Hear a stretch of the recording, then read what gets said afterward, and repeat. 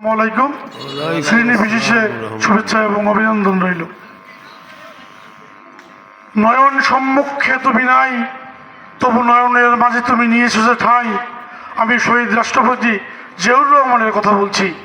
ওনাকে আমরা হারিয়েছি 1981 সালে, কিন্তু উনি বাংলাদেশের রাজনীতিতে যে অবদান রেখে গেছেন, বাংলাদেশের মানুষের কথা চিন্তা করে উনি যে বাংলাদেশ জাতীয়তাবাদী দল গঠন করে যে কার্য পরিচালনা করেছেন মানুষের কথা ভেবে, তার কথাই স্মরণের মধ্য দিয়ে আমি আপনাদের মাঝে কিছু কথা বলতে চাই।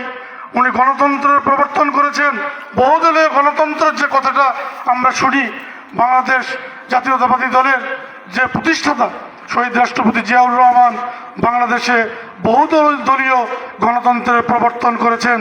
তার আগে কি ঘটেছিল আমরা দেখেছি, বাংলাদেশ আওয়ামী লীগ প্রধান শেখ মুজিবুর রহমান উনি বাংলাদেশে একদলীয় শাসন বাকশাল কায়েম করেছিলেন। বাকশাল কায়েমের মধ্য দিয়ে উনি বাংলাদেশে যে সংবিধানে যে সংশোধন করেছিলেন, সেটা উনি মারা যাওয়ার পর শহীদ রাষ্ট্রপতি জিয়াউর রহমান, বাকশাল কি আপনারা বোঝেন?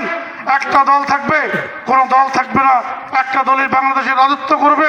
সেই জায়গাটায় উনি যখন 1975 সালের 15ই আগস্ট নির্মম হত্যাকাণ্ডের মধ্য দিয়ে উনি যখন পৃথিবী ছেড়ে চলে গেলেন, তারপরেই 3রা আগস্ট শহীদ রাষ্ট্রপতি জিয়াউর রহমান যখন কিছু বিপদগামী সৈনিকের হাতে বন্দী হলেন, 7ই নভেম্বর সিপাহী জনতার বিপ্লবের মধ্য দিয়ে উনি যখন বাংলাদেশের রাষ্ট্র ক্ষমতায় চলে এলেন, তারপরে আমরা দেখেছি উনি বাংলাদেশ জাতীয়তাবাদী দল গঠন করে বাংলাদেশ রাষ্ট্র পরিচালনা করলেন। তারপরে উনি বাংলাদেশে বহুদলীয় গণতন্ত্রের প্রবর্তন করলেন, যার মধ্য দিয়ে যে বাকশাল কায়েম হয়েছিল, বাংলাদেশ আওয়ামী লীগ তার নাম হারিয়ে বাকশালে রূপান্তরিত হয়েছিল। সেই আওয়ামী লীগ আবার শহীদ রাষ্ট্রপতি জিয়াউর রহমানের সময়েই বাংলাদেশ আওয়ামী লীগ নামটি গ্রহণ করেছিল। শহীদ রাষ্ট্রপতি জিয়াউর রহমান না আসলে বাংলাদেশ আওয়ামী লীগের নাম হয়তো বাংলাদেশ আওয়ামী লীগ আর আসতো না, বাকশালেই থাকতো।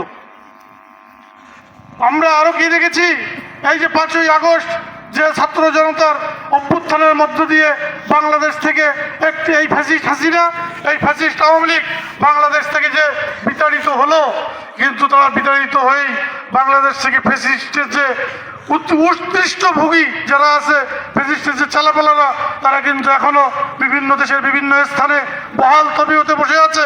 যার কারণে আমার নেতাকর্মীদের উদ্দেশ্যে বলতে চাই, আপনাদেরকে সাবধান থাকতে হবে।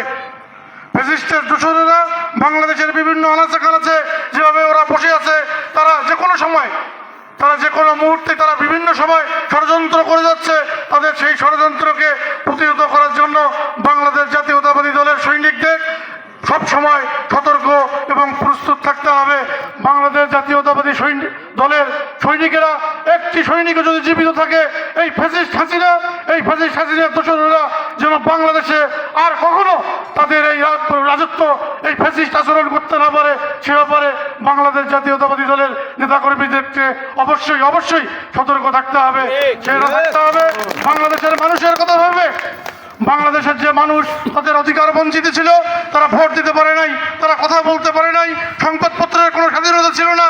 আমরা এই 5ই আগস্ট ফ্যাসিস্ট হাসিনার বিদায়ের মধ্য দিয়ে আমরা সামনে হয়তো এখন কথা বলতে পারছি, নিশ্চয়ই দিতে পারছি, ভোট দিতে হয়তো সামনে পারবো। ভোটের অধিকার আমরা নিশ্চিত করেছি, সামনে ভোট অনুষ্ঠিত হবেই ইনশাল্লাহ। সেই হাসিনা বিদেশে বসেও বাংলাদেশের বিরুদ্ধে বিভিন্ন ধরনের ষড়যন্ত্র করছে।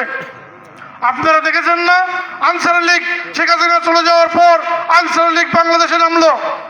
আনসার লীগ, সেখানে আওয়ামী লীগ, স্বেচ্ছাসেবক লীগ, ছাত্রলীগের পান্ডা বাহিনী, যুবলীগ সবাই মিলে আনসারের পোশাক পরে আনসার লীগ সেজে বাংলাদেশের বর্তমান সরকারকে কিভাবে বেকায়দায় ফেলা যাবে সেই চিন্তার মধ্য দিয়ে তারা বিভিন্ন লীগে রূপান্তরিত হচ্ছে। আনসার লীগ আসলো, আবার রিক্সা লীগ আসলো। আমরা শাহবাগে কি দেখলাম, হিন্দু সেজে, মুসলমানেরা হিন্দু সেজে শাহবাগে হিন্দুদের জন্য আন্দোলন শুরু করলো। এই অহেতুক আন্দোলন, এটা কিসের আন্দোলন? বিভিন্ন জনের দফা, বিভিন্ন জনের চাওয়া পাওয়া শুরু হয়ে গেল। এগুলা সব আওয়ামী লীগের ষড়যন্ত্র। আওয়ামী লীগের আমলে তো এত আন্দোলন আমরা দেখিনি। কেন দেখিনি? এখন কেন আন্দোলন হচ্ছে? এই বর্তমান অন্তর্বর্তীকালীন সরকারকে বেকায়দায় ফেলার জন্য, এই সরকারকে কীভাবে অকার্যকর করা যাবে, এই সরকারকে কীভাবে বহির্বিশ্বে বদনাম করা যাবে, বেকায়দায় ফেলা যাবে, সেই চিন্তা থেকেই এরা দেশে বিভিন্ন ধরনের ষড়যন্ত্র করে এই সরকারকে বেকায়দায় ফেলার পায়তারা করছে। কিন্তু আমরা বলতে চাই, এই অন্যায়, এই জুলুম, যে নির্যাতন মানুষের কাছে করে গেছে এই হাসিনা, মানুষ ভুলে যায়নি। বাংলাদেশের মানুষ এই হাসিনাকে আর কখনো গ্রহণ করবে না। যে এই দেশ ছেড়ে চলে গেছে তার কথা এই দেশে আর মানুষ গ্রহণ করবে না। আমরা কি দেখেছি হাসিনার 15 বৎসরে? আপনারা হাড়ে হাড়ে উপলব্ধি করেছেন। এই বিষয়গুলো আনার বারবার বলতে চাই না, তারপরেও কিছু কথা না বললে আওয়ামী লীগের সঙ্গে আমাদের বিএনপির যে তফাৎ, এই বিষয়টা মানুষ বুঝতে পারবে না। মানুষকে বুঝাই দিতে হবে। এর কারণ একটাই, আমরা বাঙালিরা খুব দ্রুত ভুলে যাই। আমরা ভুলে যাই, আমাদের স্মৃতিশক্তি ভুলে যায়। যার কারণে আমাদের নেতা কর্মীদের উদ্দেশ্যে বলতে চাই, এই 15.5 বৎসর এই হাসিনা, এই বাংলাদেশ আওয়ামী লীগ মানুষের উপর যে জুলুম, নির্যাতন, নিপীড়ন, মানুষের সঙ্গে যে অন্যায় আচরণ করেছে, মানুষের ভোটাধিকার হরণ করেছে, মানুষকে কথা বলতে দেয় নাই, মানুষকে বন্দুকের নল দেখিয়ে মানুষের বাক স্বাধীনতা হরণ করেছে, মানুষকে রোডে উঠতে দেয় নাই, মানুষকে তাদের আন্দোলন, তাদের যে নিজস্ব যে চাহিদা সেটা বলার জন্য মানুষ তাদের কথা বলতে পারে নাই। এই বিষয়গুলান মানুষকে কেন পারে নাই, এই বিষয়গুলান মানুষকে বুঝাই দিতে হবে। কারণ ভুলে যাবে মানুষ, ভুলে যাবে। আবারও নির্বাচন আসবে, এই হাসিনা তসবিহ হাতে নেবে, হিসাব পড়বে, মানুষের কাছে ক্ষমা চাবে যে আমাকে আরেকটা বার দেখেন। কিন্তু আমরা বলে দিতে চাই, 15.5 বৎসর মানুষের সঙ্গে যে আচরণ আপনি করেছেন, বাংলার মানুষ আর কোনোদিনই আপনার জীবিতকালীন অবস্থায় বাংলার মানুষ আপনাকে গ্রহণ করবে না। বাংলাদেশ জাতীয়তাবাদী দল এই 15টি বৎসর তাদের জীবন, তাদের রক্ত, তাদের ঘাম, তাদের মেধা দিয়ে এই বাংলার মানুষের কথা ভেবে তাদের জীবনের বিনিময়ে কত নেতাকর্মী খুন হয়েছে, গুম হয়েছে, লক্ষ লক্ষ মামলা। এই 15টি বৎসরে 1,40,000 মামলা বিএনপির নামে, 50 লক্ষ আসামি। একটা দলের পৃথিবীর কোথাও পাবেন না যে বিরোধী দলের উপর 1,40,000 মামলা, নেতাকর্মী হলো 50 লক্ষ। এই ধরনের কোনো রেকর্ড কেউ দেখাইতে পারবে না। কিন্তু এই ফ্যাসিস্ট হাসিনা এই বাংলাদেশে তার মনে করেছিল যে এই বাংলাদেশ থেকে কোনোদিন হয়তো তাকে যেতে হবে না, সেটা শেখ মুজিবও ভেবেছিল। কিন্তু শেখ মুজিবকে এই বাংলাদেশ থেকে, এই পৃথিবী থেকেই চলে যেতে হয়েছিল। বাংলাদেশের মানুষের সঙ্গে আপনি যদি আচরণ ভালো না করেন, নেতাকর্মীদের উদ্দেশ্যে বলতে চাই, মানুষের সঙ্গে ভালো আচরণ করতে হবে, মানুষের ভালোবাসা অর্জন করতে হবে, মানুষকে ভালোবাসা দিয়েই ভালোবাসা অর্জন করতে হবে। বিএনপি ভদ্র মানুষের দল। বিএনপিতে কোনো নেশাখোর, যারা মাদক বিক্রেতা, মাদক গ্রহীতা, তাদের স্থান বিএনপিতে হবে না, তাদেরকে আমরা বিএনপিতে নেব না। আমরা 2 জন, 4 জন, 5 জন, 100 কর্মী নিয়ে চলবো। কিন্তু মাদক বিক্রেতা, জুগাখোর, পাড়াখোর, চিটিংবাজ, এই ধরনের লোকজনকে, চোর বাটপার, এই ধরনের লোকজনকে আমরা দলে নেব না। আপনারা কনফার্ম থাকেন। আপনারা দেখবেন আওয়ামী লীগে ভদ্র এবং নম্র লোক নাই, তারা সব গুন্ডা বাহিনী। এই গুন্ডা বাহিনীর উদ্দেশ্যে বলতে চাই, এই 15.5 বৎসর বহুত খেলা খেলেছেন, কিন্তু সামনে শুধরে যান। বাংলাদেশের মানুষ জেগেছে।